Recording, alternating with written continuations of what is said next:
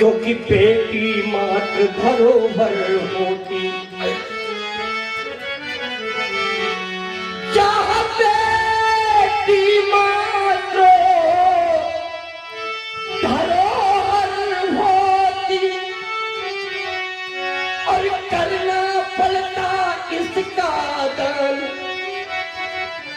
सब दानों में दान श्रेष्ठतम और महादान है कन्यादान। एक बात और बताएं आपको, और ध्यान से सुनिएगा। घर में बेटा होना ये भाग्य की बात है। घर में बेटा होना ये तो भाग्य की बात है मेरे बंधुओं, लेकिन घर में बेटी होना ये भाग्य नहीं, ये तो सौभाग्य की बात है। क्यों? क्योंकि सौभाग्य की शाखा में खिलती है बेटी।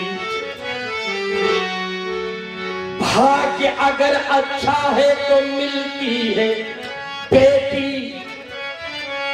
कभी बन के मैना, कभी बन के कोयल, ये घरों आंगनों में चहकती है बेटी। ये बेटियां ही मान्य है।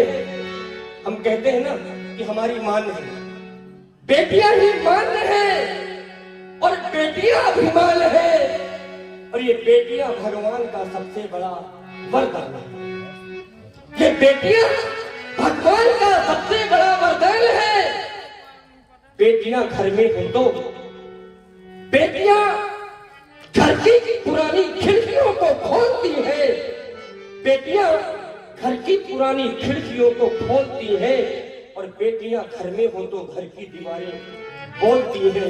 बेटियां घर में हो तो घर की दीवारें बोलती है। बेटियों ने हरदम घर का नाम ही रोशन किया है।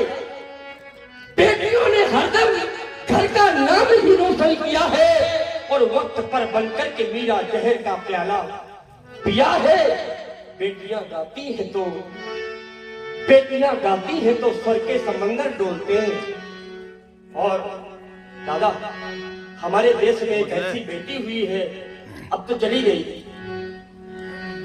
एक ऐसी बेटी थी जो गाती थी तो विदेश के राजा भी कहते थे कि जब इस बेटी का देहावसान हो तो इसका गला हमें दे देना, हम परीक्षण करके देखेंगे कि इस बेटी के गले में ऐसा क्या है।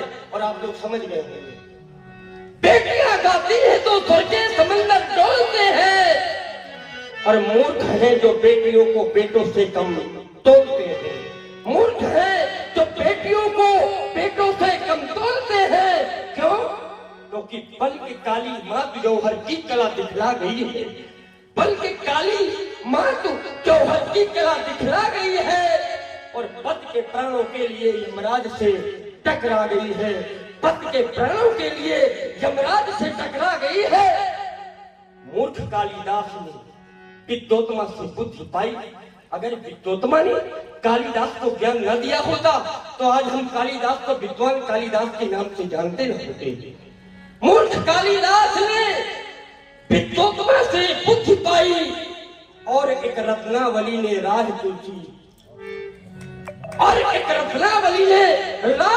तुलसी को दिखाई। बेटियां धरती का गौरव, बेटियां धरती का गौरव और गुणों की खान है। ये बेटियां भगवान का सबसे बड़ा वरदान है। और हम तो ये कहा करते हैं कि जिस घर में बेटियां हो उस घर के लोगों को देवी मंदिर जाने की आवश्यकता नहीं है। घर में अपनी बेटियों की पूजा कर लीजिए। जब आप घर में बेटियों की पूजा कर लेंगे तो मंदिर में बैठी हुई वो देवी भी प्रसन्न हो जाएगी। क्यों? क्योंकि बेटा आंखों का तारा है।